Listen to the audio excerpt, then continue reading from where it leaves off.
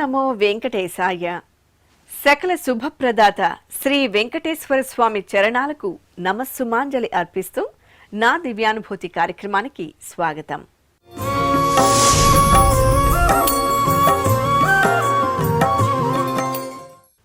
ఆళ్వార్లు ప్రబోధించిన సర్వం విష్ణుమయం అనే దివ్య సందేశాన్ని మన హృదయాల్లో నిక్షిప్తం చేసుకుని ప్రతి అణువులోనూ ప్రతి కదలికలోనూ ఆ శ్రీనివాసుని దివ్యత్వాన్ని దర్శించుకుందాం. మీరు ఎదుర్కొనే ప్రతి సవాలులోనూ ప్రతి ఆనందంలోనూ శ్రీవారిని స్మరించుకుందాం. స్వామివారి దివ్యశక్తి మనతో ఎల్లప్పుడూ ఉండాలని కోరుకుందాం. ముందుగా శ్రీవారి మహిమలను, తిరుమల విశేషాలను శ్రీ అర్చకం రామకృష్ణ దీక్షితుల వారి మాటల్లో ఇప్పుడు తెలుసుకుందాం. ఓం నమో వెంకటేశాయ. నిత్య కళ్యాణం పచ్చతోరణంగా వెలుగొందే తిరుమల దివ్యక్షేత్రంలో శ్రీ వెంకటేశ్వర స్వామి వారికి ఎన్నో ఉత్సవాలు భక్తి శ్రద్ధలతో శాస్త్రోక్తంగా నిర్వహిస్తారు. ఇందులో ప్రధానమైనవి, అతి ముఖ్యమైనవి 4. అవి ఉగాది ఆస్థానం, ఆణివర ఆస్థానం, వార్షిక బ్రహ్మోత్సవాలు, వైకుంఠ ఏకాదశి పర్వదినాలు.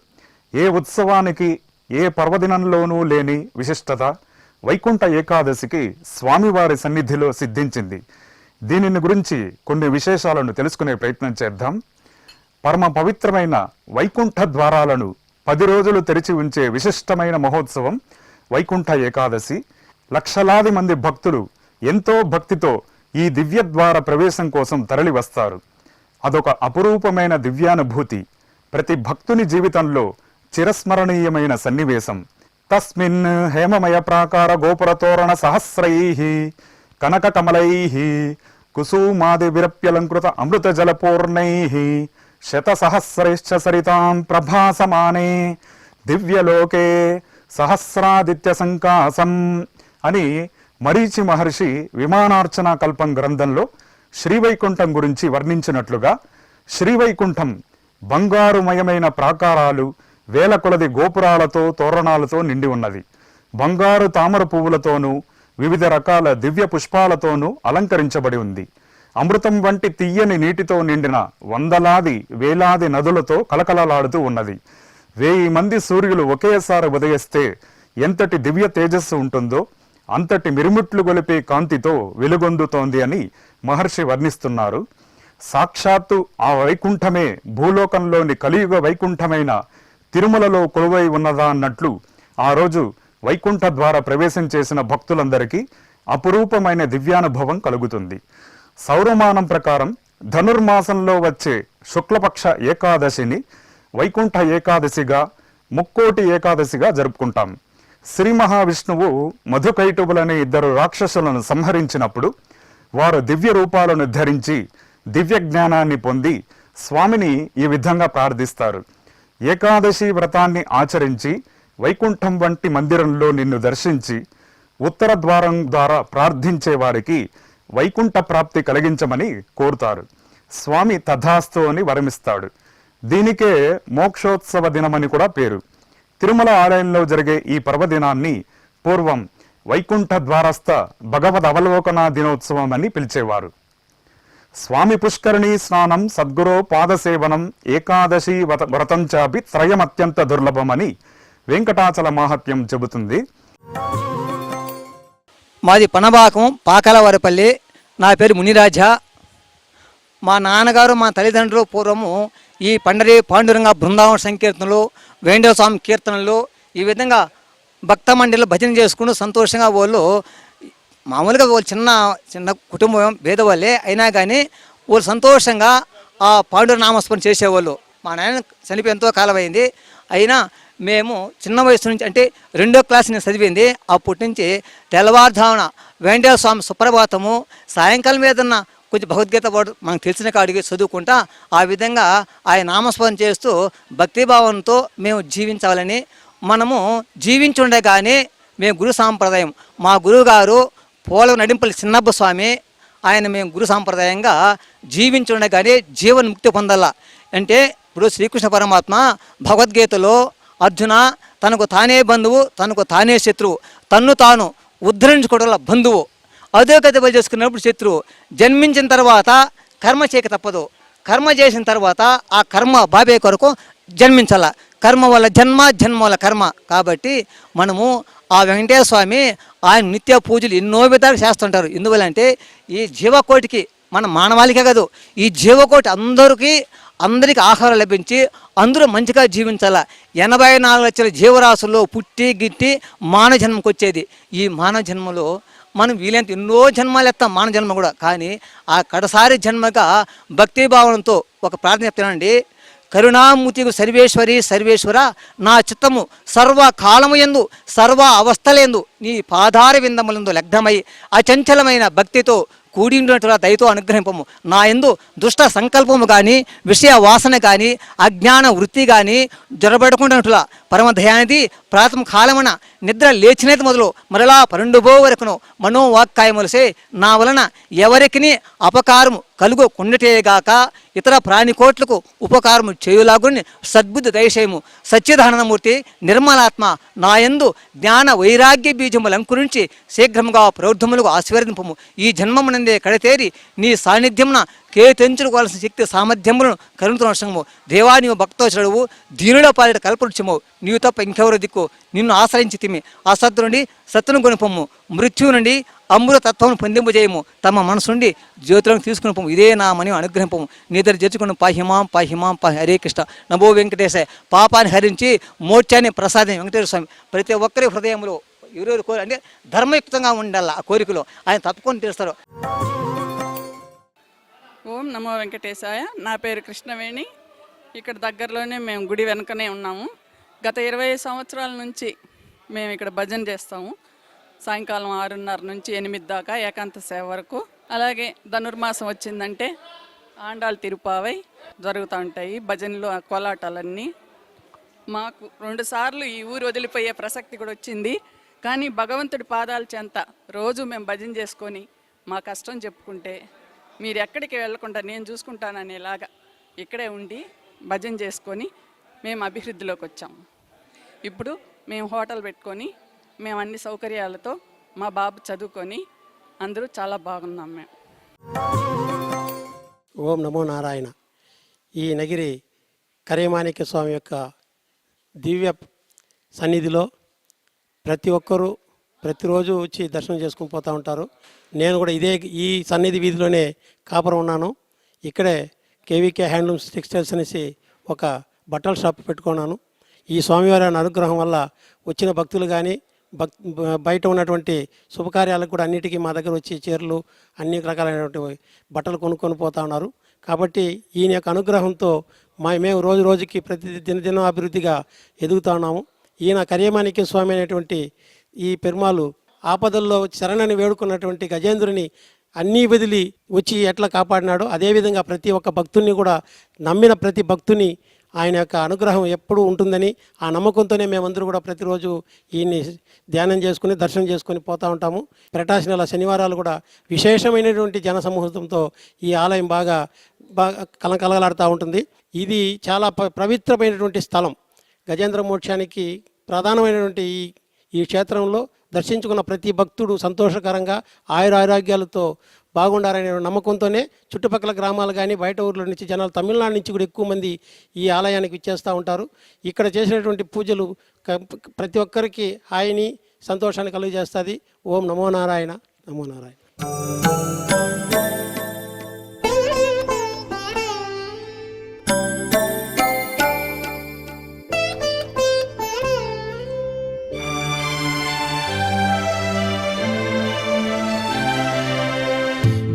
కేశవదాసినైతే గెలిచితి నన్నిటాను ఈ శరీరపు నేరాలిక నేలా వెదకా. కేశవదాసినైతే గెలిచితి నన్నిటాను ఈ శరీరపు నేరాలిక నేలా వెదకా. కేశవదాసినైతే గెలిచితి నన్నిటాను.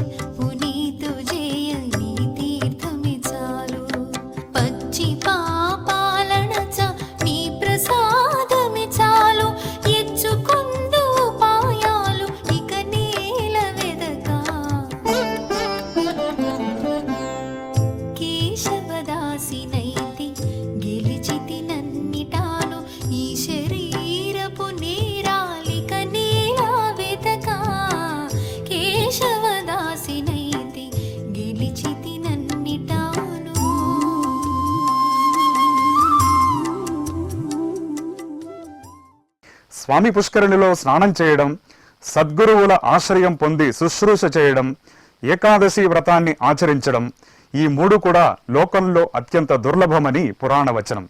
అయితే శాస్త్ర ప్రకారం ఏకాదశి వ్రతాన్ని ఎవరు చేయవచ్చు, ఎలా ఆచరించాలి? మామూలుగా ఏదైనా వ్రతాన్ని ఆచరించే వాళ్ళు నియమబద్ధంగా ఉపవాసం చేయాలని వింటూ ఉంటాం. ఏకాదశ్యాం ఉపవసేన కదాచిత్ అతిక్రమేత్. ఏకాదశి నాడు ముఖ్యంగా తప్పక ఉపవాసం చేయాలి.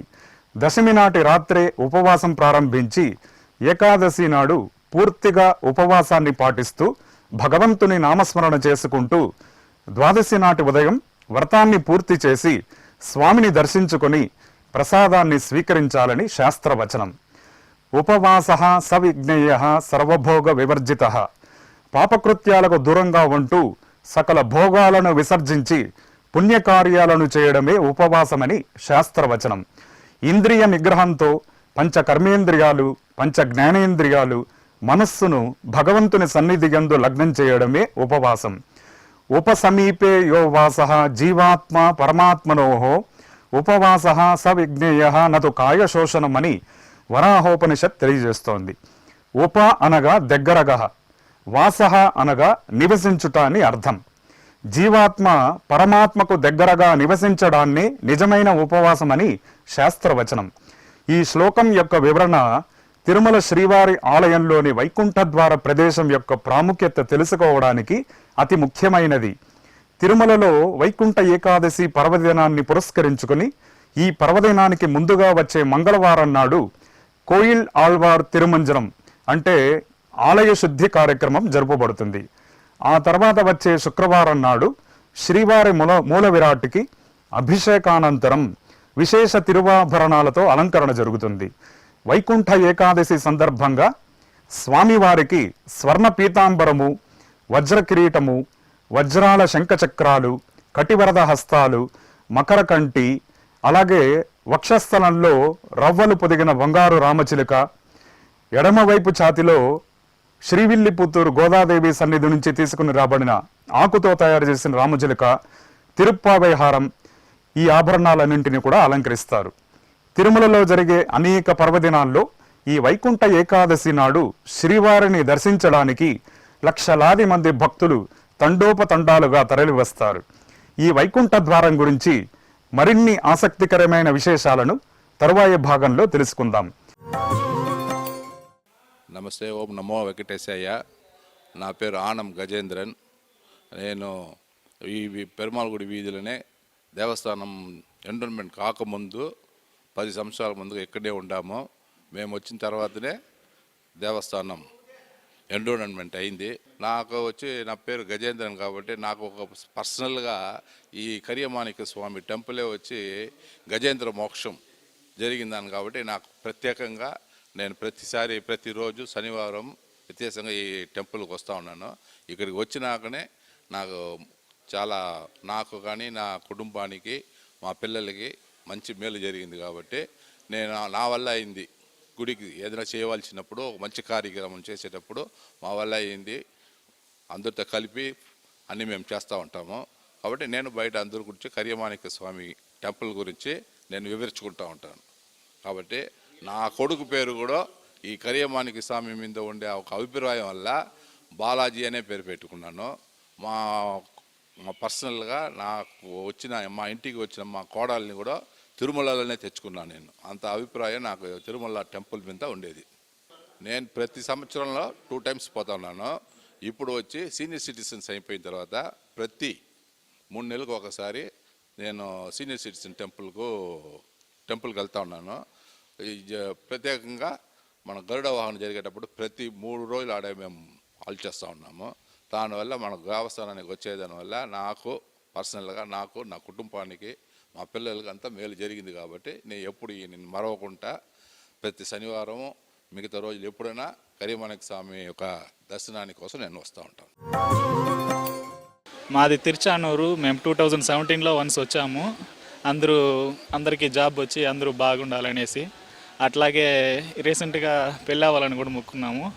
ఈ మధ్య 3 మంత్స్ అయింది మాకు మ్యారేజ్ అయ్యి. అందరూ జాబ్లో సెటిల్ అయ్యి అందరూ బాగున్నారు ఇక్కడికి వచ్చిన దానివల్ల. అది నగిరి మండలం తడుగుపేట గ్రామం. మేము శనివారాల టైంలో ఈ శ్రీవారి పాదాల దగ్గరకు వచ్చి ఇక్కడ మొక్కులు తీర్చుకుపోవడం చేస్తుంటాము. ఇక్కడ మొక్కులు తీర్చుకుని వెళ్తే మేము కోరుకున్న పనులు నెరవేరుతుందని చెప్పేసి ఆ వెంకటేశ్వర స్వామి ఆశీస్సులు మాకు ఉంటుందని చెప్పేసి మేము తలుచుకుంటూ ఉంటాము. ఇక్కడికి అనేక మంది భక్తులు వస్తుంటారు. కొందరైతే కాళ్ళ ద్వారా నడుచుకొని పైకి వెళ్తారు. కొందరు వచ్చి ఇక్కడ మెట్ల దగ్గర స్వామివారిని తలుచుకుంటూ మొక్కులు తీర్చుకొని వెళ్తుంటారు. అందరికీ మంచి జరగాలని చెప్పేసి ఆ స్వామివారి ఆశీస్సులు ఎప్పుడు ఉండాలని చెప్పేసి కోరుకుంటున్నాను.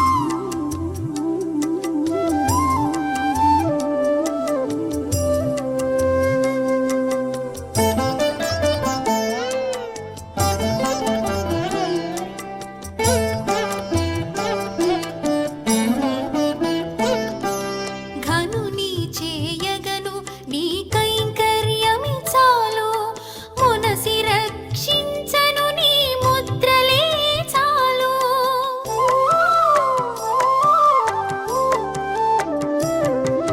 ఘనుని చేయగను నీ కైంకర్యమి చాలు మునసి రక్షించను నీ ముద్రలే చాలు మణిపి కావగ తిరుమణి లాంఛనమే చాలు ఎనసెను దిక్కు దెస ఇక నేల వెదక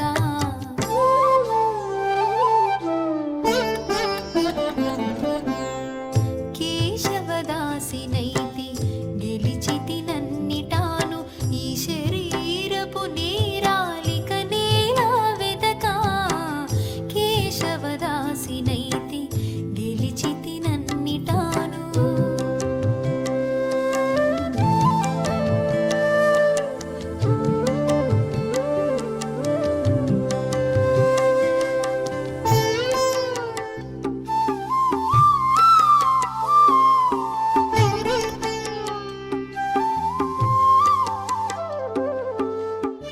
మేము గుడియాత నుంచి వచ్చినాము, వేలూరు గుడియాత నుంచి. అబ్బనికి ఒళ్ళు బాలనేసి మొక్కుని వస్తుంది. ఇప్పుడు ఒక ఏడాది కాకుండా రావాలని ప్లాన్, అంటే రాను కావాలా, ఒళ్ళు కంప్లీట్గా ఉండే సీఎంసీలో ఉన్నాడు. ఇప్పుడు కొంచెం బాగా హెల్తీగా ఉండే కదా నర్సి వస్తాం ప్లాన్గా, అందుకు ఫ్యామిలీలో వచ్చినాం, నర్సి పోతాం వచ్చినాము. అంతే దేవుడు గారు బాగుంటాడు, ఇప్పుడు బాగుంటాడు ఇప్పుడు అరులోడ.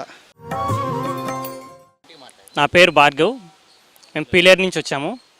నేను వెంకటేశ్వర స్వామిని ఉద్యోగం కోసం కోరుకున్నాను. నాకు ఉద్యోగం వచ్చింది రీసెంట్గానే. నడిచి వెళ్ళడానికి వచ్చినాము, ఇక్కడికి వస్తాము. కానీ ఇప్పుడు జాబ్ కోసం మొక్కున్నాను, వచ్చింది, జాబ్ వచ్చింది నాకు రీసెంట్గా. ఫస్ట్ మంత్ శాలరీ పడింది, శాలరీ తీసుకొని వచ్చినాను ఇక్కడికి. ఓం నమో వెంకటేశయ్య, గోవిందా గోవిందా. నాది హైదరాబాదు. నా పేరు రావుల రమేష్ యాదవ్. నేను హైదరాబాద్ నివాసిని. ఇక్కడికి గత 30 సంవత్సరాల నుండి వస్తున్నాను. ప్రతిసారి ఇంతకుముందు అలిపిరి నుండి పాదయాత్ర వెళ్ళాను. నేను ఈ పాదయాత్రకి మొదటిసారి రావడం జరిగింది. బాగా జరగాలని భగవంతుని కోరుకుంటున్నాను. శ్రీవారి ద్వారా పొందిన దివ్యానుభూతిని ఎంతమంది జీవితాల్లో వెలుగులు నింపాయో తెలుసుకున్నారు కదా. శ్రీ వెంకటేశ్వర భక్తి ఛానల్ ప్రేక్షకులకు కూడా మీ దివ్యానుభూతి పంచుకునే అవకాశం కల్పిస్తోంది. అలాగే భక్తులకు శరణాగతి భావన, భగవంతుని సాక్షాత్కారం కలిగించే ఒకే ఒక అనుభూతి, అదే దేవునికి జీవునికి మధ్య ఒక వారధి లాంటిది. ఆ ఒక్క అనుభూతే ఒక దివ్యానుభూతి. ఎందుకంటే ఆ అనుభూతిని పొందిన భక్తుడు ఇక ఎన్నడూ భగవంతుణ్ణి వీడడు. శ్రీ వెంకటేశ్వర స్వామి, పద్మావతి అమ్మవార్లతో మీ దివ్యానుభూతిని మీ శ్రీ వెంకటేశ్వర భక్తి ఛానల్తో పంచుకోండి. తద్వారా మరింత మందికి శ్రీ వెంకటేశ్వర స్వామి మహాత్మ్యం తెలియజేయండి. మీరు చేయవలసిందల్లా మీ దివ్యానుభూతిని మీ ఇంట్లో శ్రీ వెంకటేశ్వర స్వామి చిత్రపటం వద్ద లేదా ఏదైనా హిందూ సంప్రదాయం ప్రతిబింబించే పరిసరాల్లో మీ వీడియో, ఆడియోతో సహా రికార్డు చేసి మాకు వాట్సాప్ ద్వారా పంపండి. మీరు తీసుకోవలసిన జాగ్రత్తలు ఏమిటంటే, మీరు రికార్డు చేసే ఆడియో స్పష్టంగా వినబడే స్థాయిలో ఉండాలి. ఇతర ఏ శబ్దాల అంతరాయం లేకుండా 2 నిమిషాల నిడివి కలిగి ఉండాలి. వీడియో క్వాలిటీ విషయంలో తీసుకోవలసిన జాగ్రత్తలు: మీరు రికార్డింగ్ చేసే వీడియో హారిజాంటల్గా ఉండే విధంగా చూసుకోవాలి. మీ మీద లైటింగ్ సరిగ్గా ఉండాలి. మీ వెనుక కాంతివంతమైన లైట్లు ఉండకూడదు. ముఖంపై లైట్లు పడేలా చూసుకోవాలి. మీరు సంప్రదాయ వస్త్రాలు ధరించాలి. మీరు పంపాల్సిన వాట్సాప్ నంబర్ లేదా టెలిగ్రామ్ నంబర్ 9959553835. మరికొందరి అనుభవాలను తదుపరి ఎపిసోడ్లో మరోసారి దివ్యానుభూతితో మీ ముందుకు వస్తాం. అంతవరకు శ్రీ వెంకటేశ్వర స్వామి వారి ఆశీస్సులు అందరిపై ఉండాలని కోరుకుంటూ సర్వే జన సుఖినో భవంతు. ఓం నమో వెంకటేశాయ.